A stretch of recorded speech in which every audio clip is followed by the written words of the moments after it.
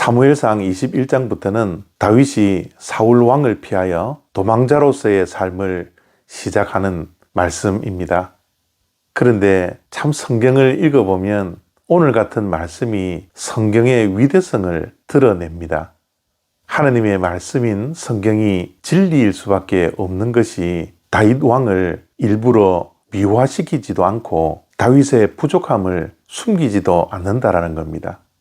다윗 왕은 하나님의 마음에 합한 자였습니다. 다윗 왕은 전쟁 영웅이었습니다. 다윗 왕은 지금도 이스라엘 사람들이 다윗 왕과 같은 메시아를 하나님께서 보내주실 것이라는 것을 지금도 믿고 기다리고 있을 만큼 다윗 왕은 정말 위대한 왕이었습니다. 그럼에도 불구하고 오늘 본문 말씀은 이 위대한 왕인 다윗 왕을 미화시키지 않고 있는 그대로의 모습을 드러내고 있습니다. 사무엘상 21장 8절과 9절 말씀입니다. 다윗이 아히멜렉에게 이르되 여기 당신의 수중에 창이나 칼이 없나이까?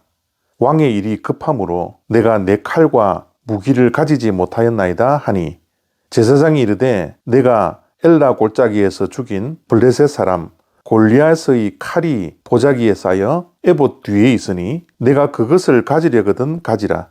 여기는 그것밖에 다른 것이 없느니라 하는지라. 다윗이 이르되 그 같은 것이 또 없나니 내게 주소서 하더라. 아멘.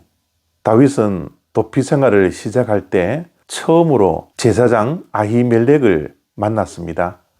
아히멜렉이 왜 이렇게 왔느냐고 물어보니까 다윗이 그 순간의 위기를 모면하려고 거짓말을 하는 모습이 1절, 2절 속에 나오죠.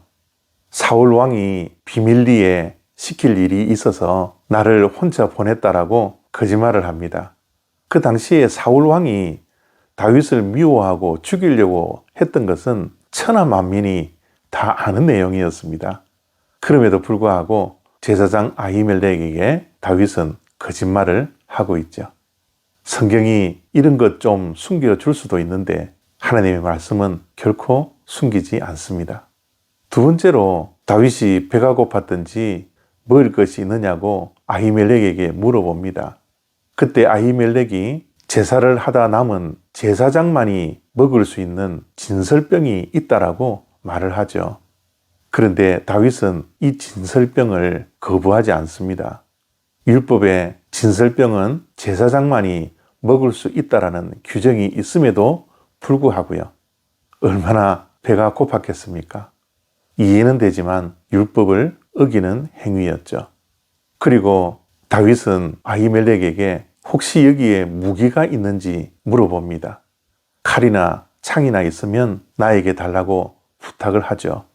그러자 아히멜렉은 골리앗 장군이 가지고 있었던 칼을 다윗에게 넘겨줍니다.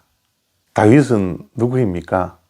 다윗은 골리앗과의 싸움에서 칼과 창을 들고 가지 않았습니다. 오직 여호와의 이름으로 전쟁에 나가서 문맷돌만 가지고 블레셋의 장군이었던 골리앗을 물리쳤던 믿음의 용사였지 않습니까? 그런데 그는 사울과 그의 병사들이 그를 쫓아와 자신을 죽일지도 모른다라는 두려움 때문에 하나님을 의지하지 않고 하나님의 이름으로 맞서지 않고 칼과 창을, 무기를 가지기를 원했던 것입니다. 이렇듯 하나님의 말씀인 성경은 다윗의 부족함과 잘못된 것을 숨기지 않습니다.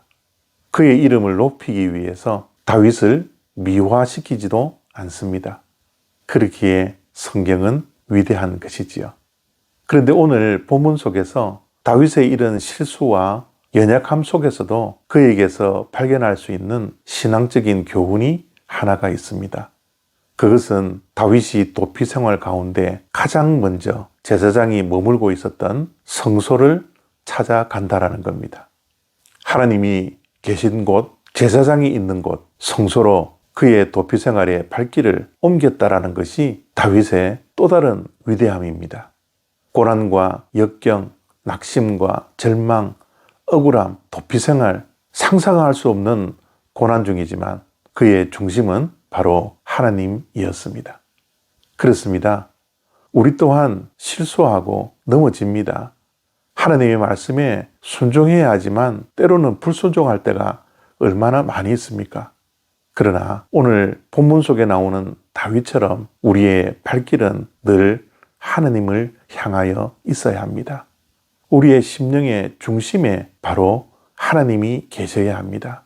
그래야 우리가 제대로 살 수 있습니다. 오늘도 우리의 삶 가운데 어떠한 부족함과 연약함이 드러날지 모르겠지만 우리의 발걸음은 늘 하나님을 향하여 있기를 원합니다. 우리의 시선이 하나님을 향하여 있는 믿음의 복된 인생의 발걸음이 다 되시기를 바랍니다. 감사합니다.